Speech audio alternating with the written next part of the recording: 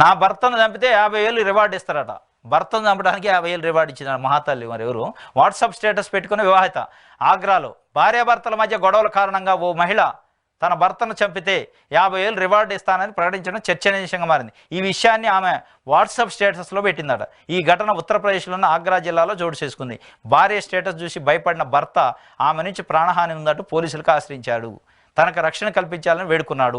2022లో తమ పెళ్లి జరిగిందని, వివాహమైన కొద్ది కాలానికి గొడవలు మొదలయ్యాయని అతడు తెలిపాడు. తన అత్తమామలు పక్కింట్లో ఉంటున్న వ్యక్తితో ఆమెకు వివాహేతర సంబంధం ఉందని ఆరోపించారు.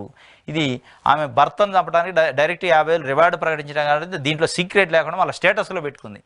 ఎవరన్నా నా భర్తను చంపుతా అంటే 50,000 డబ్బులు ఇస్తా, చంపేవాళ్ళు ఉంటే రండి అని ఒక వేలం పాట పెట్టిందాం. బహిరంగ ప్రకటన జారీ చేసింది భర్తను చంపడానికి. ఎంత ధైర్యం, ఎంత కథ, అసలు దీని వెనక ఎంత ఎవరితో వేరే వాళ్ళతో వివాహేతర సంబంధం పెట్టుకొని ఇల్లీగల్ ఎఫైర్ పెట్టుకొని, ఇది దేశంలో భూమి మీద చాలామంది చూసినాం. ఇట్లా ఇల్లీగల్ ఎఫైర్ పెట్టుకున్న వాళ్ళు ఉంటారు, కానీ సీక్రెట్ అని ఉంటుంది. కనీసం ఈ చంపే దాంట్లో కూడా సీక్రెట్ ఉంటుంది, కానీ ఎక్కడ బహిరంగంగా ఇక నాకు ఎదురే లేదు, చంపేయండి 50,000 ఇస్తాను పెట్టిందంటే ఎంత గన్రాలో. మరి ఇట్లాంటి వాళ్ళు ఉంటే ఈ సమాజం ఎటు వద్ది, ఈ భూమి ఉంటుందా పోద్దా అనేది కూడా ఆలోచించుకోవాలి. ఈ వార్తలు వీటిని చూసి ఇంకా కొత్త వాళ్ళు తయారవుతారు. మరి ఈ వార్త ఎందుకు రాశారు? వీటిని చూసి కొత్త వాళ్ళు తయారవుతారు. ఆమె స్టేటస్లో పెట్టింది, నేనైతే యాడిస్తా ఈనాడు పత్రికలో అని ఇచ్చేటోళ్ళు కూడా ఉంటారు. ఈనాడు ఆంధ్రజ్యోతి పత్రికలో ఇచ్చేటోళ్ళు కూడా ఉంటారు ఇట్లాంటి యాడ్లు. కాబట్టి ఇది అర్థం చేసుకోవాలి.